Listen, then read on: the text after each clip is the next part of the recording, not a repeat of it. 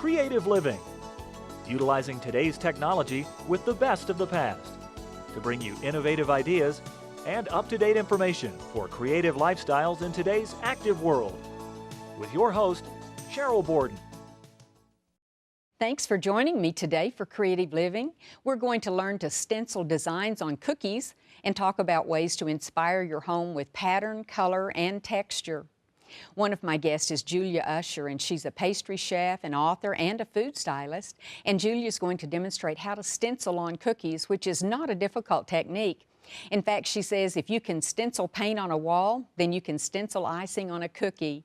Julia also says that along with marbling, wafer papering, and rubber stamping, stenciling is one of the easiest ways to add eye-catching details to cookies. She's from St. Louis, Missouri. Another guest is Kimball Starr, and she's an interior designer from San Francisco, California. Kimball's going to explain how to inspire your home with pattern, color, and texture. She suggests that each room should have an underlying theme or concept that ties the room together, and she'll show examples of how to do this. She'll also discuss the various tools you need. Her business is Kimball Starr Interior Design. Kimball, thank you so much for being with us today. I know when I have quilters on, they'll always say, the question they always get asked the most is, how do they combine textures and colors and stripes and patterns and everything in a quilt? And I guess you work with a lot of the same situations when you're doing interior designing, don't you? Absolutely. It's just in a bigger space. And probably a bit more expensive too. Yes, So definitely. you want to think this all out ahead of time. So how do you go about it? How do you work with someone? Well, the first thing, I think it's important to have some sort of underlying theme or concept for your space, whether it's a botanical theme or you want a really romantic, rich color kind of mood, just so that everything that you pick ties together. And then you should think about the activities you're doing in the space. Are you going to be watching football? Are the dogs going to be running all over the furniture? Are kids going to be throwing up on it? You know, so, everything. Right. So then you need really hard-wearing fabrics. Or would you like to entertain and have really fine fabrics and really fancy cocktail parties? Then you could use something like silks. I see. Okay, so those are all questions you would ask the homeowner, or they would tell you when they're ready to decide. That's right. And in general, for me, I like linens are great. They can be used in a relaxed environment, and they can also be dressed up for a formal environment. So some work multiple tasks. Absolutely. Velvets are beautiful for their very classic look to them. And if you do need things that are really hard wearing, then that would be synthetics, polyester, or something like an ultra suede, which is a polyester. And then for a lot of sun exposure, solution dyed acrylics are excellent for outdoor fabrics. Oh yeah, because you don't want something that's going to fade the first 30 minutes it's out there. And silks are beautiful, but they're very delicate. And if they're exposed to direct sunlight, they will rot and they'll start to disintegrate. So you definitely, just like with clothing. That's right. You know. That's right. So here I have a dining room where I use multiple colors for the chairs. And this is just to show... It's kind of fun. Yeah, it is. And it's just to show you don't have to do everything the same color, and it's okay. And with the rug, we have a brown, a chocolate brown with a light blue stripe, and then teals and blues, and then a pattern. So just to kind of show you that example, I brought some fun colors, and this is very fun to look at. So here we have a stripe with a teal color and a brown, and we have a more of a curvilinear pattern, and then a solid. So this is something with a dining area, you could mix these three. And the reason that these work is if you look at the ground color here, the background color, which is kind of a taupey brown, it's the same color in here. And so that's why these colors... They work. That's right, and the patterns work so together. So you repeat a portion of it. If you find fabrics that have a common color, that's very helpful. And they're the same scale. They feel like they're about the same proportion in the size. One's not a big floral or something, That's and right. then a tiny little print. And that can work in a room, like if you have a pillow and then you have the sofa for the large scale pattern and the small scale pattern. But because in this case, dining chairs that are right next to each other and it's the same piece of furniture, I like to keep them similar scale. I see, that makes sense. So you could do this, you could do it like, have two chairs like this, you could have your head of your chairs and the side chairs in this color. And then here's just one other example illustrating the same thing. This is a really, there's so many amazing, there's so many amazing fabrics that are coming out now, this cut velvet and viscose. And if you want, if this is a little flashy for you, you could just do this for your armchairs at the head of the table. And then you could accent it with subtle. a really beautiful beige linen. Oh, I love those. And they'd be very elegant. Now, if you're somebody like me, who likes a lot of color, I like it too. you That's can beautiful. do your side chairs in something like this beautiful green velvet. And you can even mix. Or if you're not a fan of color, then you could just do 2 colors in that. Oh, these are gorgeous. Aren't Okay, they? so you're repeating colors. That's sort of Yes. what they talk about in quilting too. It works if you repeat some of those. Yeah. So I have some more examples here. And this is a living area, which it's a more traditional feel. And I'm going to pull some of these samples up for you. So I like to start with the rug first, because that really The bottom. sets the foundation. Thank you. So here our main colors are dark reds, rust colors, and greens.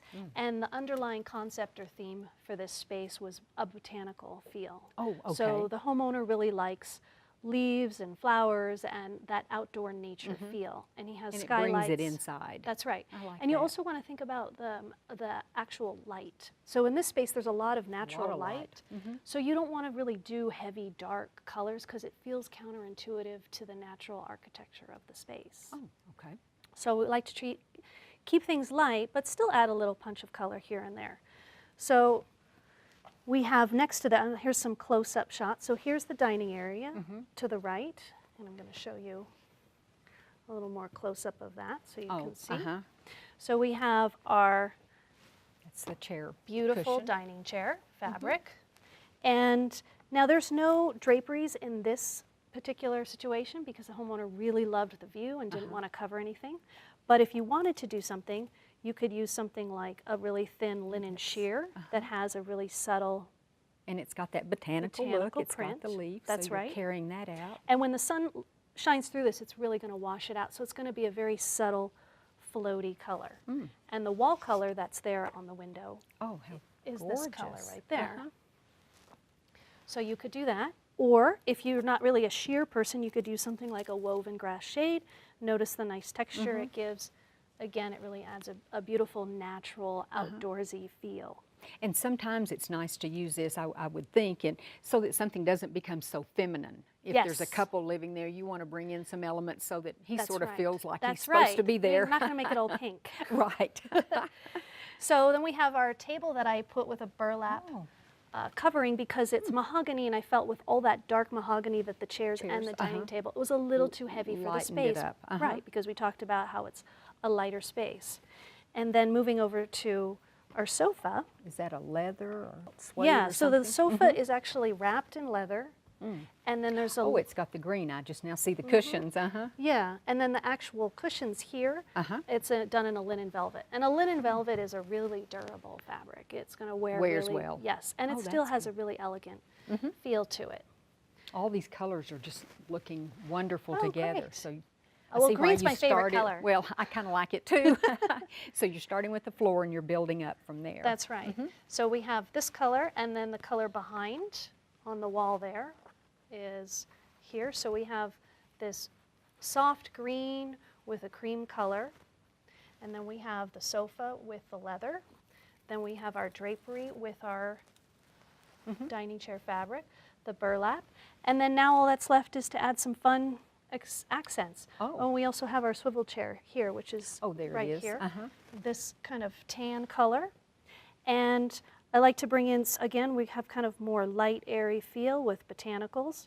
And it's a linen. Now, what would you use these for? These you could do for your throw pillows. Oh, okay. I was So this thinking, would how be- is this going to, I see now. Yeah, so this would accent on top of the swivel chair. These would be your throw pillows. And then for your sofa, because it's a bigger, bulkier sofa, you can afford to do a fabric that feels a little heavier. And you can either choose to go more in this tone for an accent, which picks up the I like red. that one. Or there is a little bit of blue in there, or you could even do I both. yeah, it really pulls the blue out. I didn't see any Yeah. blue in there, but I do Yeah, now it's that really you put that subtle. with it. And then if you like little tassels and fringe, this could go on the burlap tablecloth. Which it also softens that up a little bit. It does. It too. adds a little interest too and movement instead of it just being a sharp edge. And then for one last item in the space, something that people don't think about for texture, which is not necessarily a fabric, is using plants. Oh, yeah. You know? I just think every room almost needs a plant. Yeah. It just, maybe it is because it brings the outdoors in. Yeah, but it really just does. Looks nice. And they're wall mounted, and you never have to take it off, and they just grow right on the wall. Very good.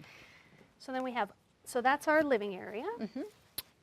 So now we have a bedroom area, I should say. Okay. So this is a newlywed couple, and they're very young, and they wanted something really fun and youthful. So we still wanted to keep it romantic, but not too feminine that, as you were saying, Right. the husband feels alienated and feels like he's living in girly land. So we started with this rug that has a really geometric print, so it's a little bit of a masculine feel, but popped it with some fun color. And on this I have a grass cloth. I'll show you the other. So that's our bed. And this is to the right of the bed. And you can see there's a grass cloth here. Oh, on the wall. If you were feeling a little adventurous, you could do something like this and really add a lot of pattern and texture. This is the grass cloth. It's just This is so much like the, I can't believe how you found that. And it's not the same manufacturer. That's amazing. And so the drapes were done in this fabric, and this is a blackout drape, so it doesn't let any light through. And because it was so dark, I really wanted to bring a splash of color and some brightness into the room. So by you just using put this, a border or by using the this really accent. fun accent, this yellow accent, and our side tables are done in a lacquer, and we actually had them custom painted in this really bright yellow on the sides of the bed. And then our lamps that we purchased were just simple white lampshades, but you can take any sort of fabric and cover. And so this is the floral fabric that we took to cover the lampshades that sit on top of the nightstand. And then that leaves us with our wall color. So picked kind of this mauve-y tone. And then for the ceiling, we just lightened it up a little. And then all that's left, oh, there's also some sitting chairs to the right of that, which are white leather. Oh, okay. And all that's left is the bed. So we have a headboard, which we used a really luxurious kind of sexy velvet, which is great for honeymooners and newlyweds. And here I have a floral print for the bedspread, but if you're going to use this sort of grass cloth for the space, I think that would just start to be too much pattern. So assuming you use something like that, then you tone it down and you use a solid color like this, really thin wool, and then you can accent with pillows. And you can do some little That's small... what really pulls things together, it Yeah. seems like, when you do the accent pillows. Absolutely, and then this pulls in the colors. It's a fun little pattern, and if you want to do something a little bolder, you can use something like this also as a Yeah, that's pretty with it too. accent for the pillows on the bed. And the white brings in the white leather chairs and also the white of the lampshades, so you have a balance of light, medium, and dark tones. And that's important too. Yeah, and then if you want to really make it kind of more moody, then you could also bring in something like this, which is a darker accent pillow. But if you for want a pillow. yeah. Oh, I love the colors you work with. What do you do when someone wants colors you don't like? Is that hard to work with? You know what? There's no colors I don't like. Oh, okay.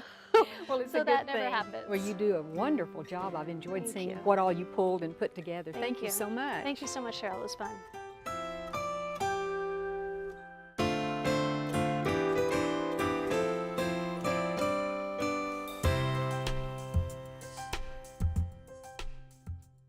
Julia, thank you so much for being here.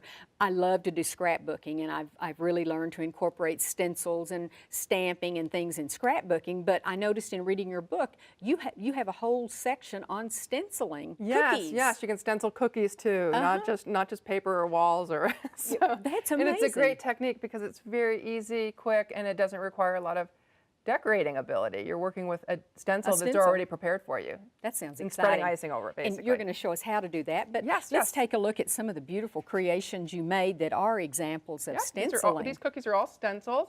We have hearts, which we'll show today for Valentine's Day, but you can change it out and just choose a different stencil and do something for Christmas. We're going to show a snowflake turned into an ornament. And we're also going to do a baby rattle. Oh gosh, you Using could make these for any occasion. Any then, occasion couldn't you? whatsoever. Swap out the colors, swap out the stencils, and you've got a totally different look and feel and season. And in the book, it shows all of these different techniques Yes. and ideas. We couldn't show everything, but it's wonderful. Yes. I love I've to got to 15 read it. techniques in the book, and the one we're concentrating on one today. Good, good. Okay.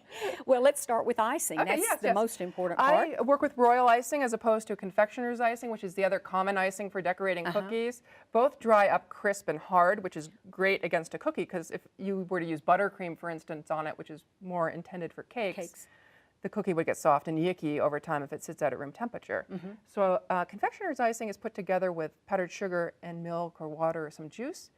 Whereas royal icing, my preferred icing, is put together with confectioner's icing and egg whites, or you can substitute meringue powder, reconstituted or pasteurized whites if you're concerned about the raw eggs. And I've got substitutions for that in the book. The advantage of the egg whites is the protein in the egg white causes the icing to set even faster. And I didn't know that. creates a very fine line, whereas confectioner's icing tends to spread more. So I love to work with this medium, and that's what we're using today. My standard recipe in the book is 2 pounds of powdered sugar and about 5 large egg whites, and it mixes up very thick, like so. And I prefer to start with it mixed very thick and add the color when it's thick, because the color tends to migrate and model less when it dries. Then I loosen it to the proper consistency for task at hand. Let's show this, because this is what you're going to demonstrate. We'll start with this this nice is little stenciling. Valentine. This is stenciling. So the first step I did was I laid a purple top coat, and I allowed With that the to royal. dry. Yeah, with the royal icing. And top coating is a technique in and of itself that's discussed in the book. But for stenciling, you need to let those top coats dry completely, like So ideally that's overnight. why we did this ahead of time. Yes, so they were done ahead of time. We've got some already top coated we're working with. Mine is light pink and yours is white. And we'll be, you want to do that because you're applying the pressure to the top of the cookie as you stencil, and otherwise you'll break through the icing. So I'm going to recreate a version of this cookie on a light pink one with purple top coating icing. Oh, okay. And for top coating, I do thin the icing somewhat so it's smooth and spreadable. So you'll see this, it's got, still got some, it's creamy. And I've got consistency adjustments in the book.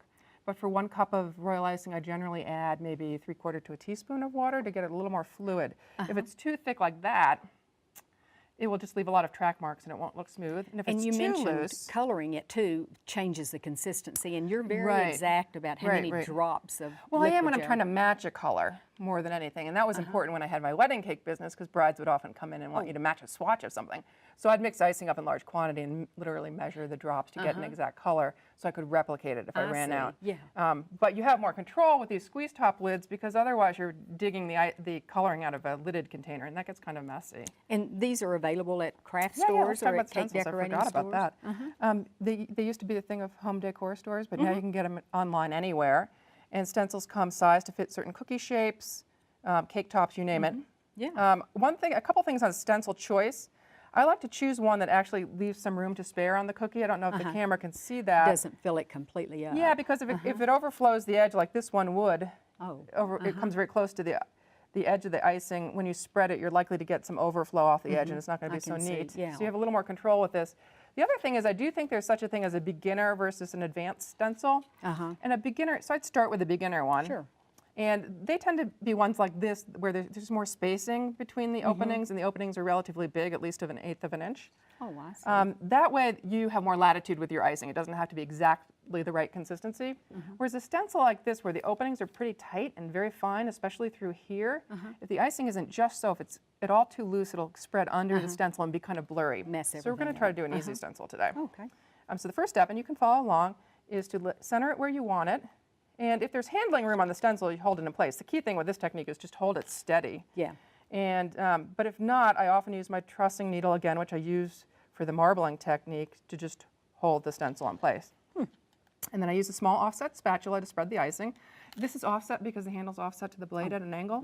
I actually can get prefer one close. that's got even more of an angle, so I'm not wrapping my knuckles as much. And you just need a very thin smear, like no more than the thickness of the stencil, because if it's thicker, It'll ooze under it, wouldn't it? well, Or actually, if does it's it? thicker on top, like if I were to leave it like that and lift it up, I get these big peaks on top of the stencil, which just wouldn't look very pretty.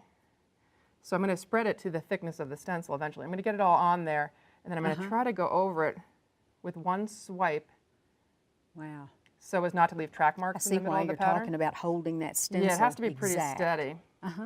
And this icing might be a tad thick for what I'm doing, but And I noticed you cover it with yes, plastic because wrap. it dries out so quickly, it'll crust in the course of using it, and then it becomes really difficult to work with. So I always cover it flush with plastic wrap, even when I'm using it. How There you go. gorgeous. That was now easy. you can reuse the stencil as long as there's no icing on the back, because if you were to lay Yeah. that directly on another cookie, you'd smudge it. So about every 2 or 3 applications, I'll wash it off and then pat it dry between paper towels. You don't want to scrub it with the paper towels because you'll destroy the stencil.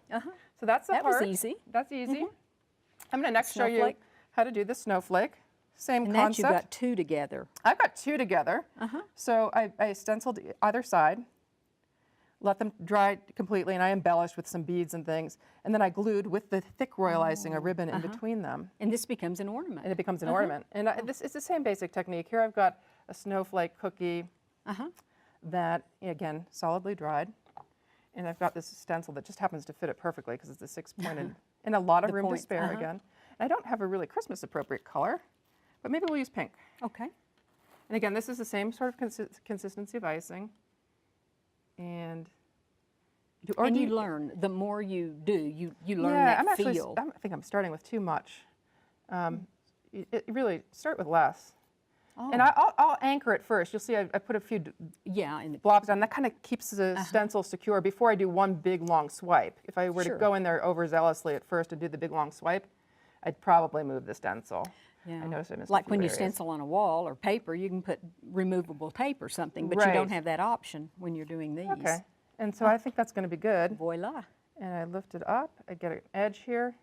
Oh, That's beautiful. that is just so easy to do. And would you like to see a border? Because that's one thing I would typically do is not stop here, but I would add something to dress out the edge. And here I've got a royal icing again. It's in a parchment pastry cone, which I use for applying lines and borders, as opposed to, you can use a disposable plastic cone or a baggie with the tip cut off, but I Right. prefer these because there's a little more tension in the paper and I get A more little control. more control. And so I've got an icing roughly the same consistency for outlining, and I'm just going to go around the edge here. And you'll note as I outline, I don't drag the tip on the cookie because I'll end up with a very rough looking outline. I see. Instead, I'm letting Takes the a icing steady hand. kind of fall. It does, but you'll see my forefinger on the tip of the cone. Oh, I'm not kind of guiding it, aren't you? Yeah, I'm actually steadying the tip of the Steadying it. cone. I'm not applying pressure there. Beginners will often, when working with cones, apply pressure right here. And what it does is it causes a backflow and a done that. disaster, and it constricts the flow out the end. So you're always applying pressure from the top and rolling down from the rolling top it as you down. deplete the icing. And I would just continue around the edge to complete that cookie. Now let's quickly show the baby. Yeah, I think yeah. that's just wonderful It's for a so baby it's cute shower. too. It's the same or- concept of sandwich cookies. I've got 4 here, and I've stenciled one side with a baby carriage, and I've glued them all together. I've got a coffee stirrer actually in between. Sometimes I'll use 2 because one is a little wobbly, or you That can use is a so lollipop cute. stick cut down to size. Same concept. Tie a little ribbon around it. Here it's a little bit more of a challenge to choose the right size stencil because these are small cookies. I'm They working are. with a 2-inch cookie there. Oh. So these just happen to fit. If you want to follow along on this guy, I'm going to let you try it because you haven't tried yet Okay. with the pink. And I'm going to use the purple here and just give that a think shot. I'm These just are gonna hold these this. stencils that are these are very simple stencils. The one we're working with now, very simple straight lines. They should be pretty easy to do. So start with a little dab to anchor, and then do a broader swipe.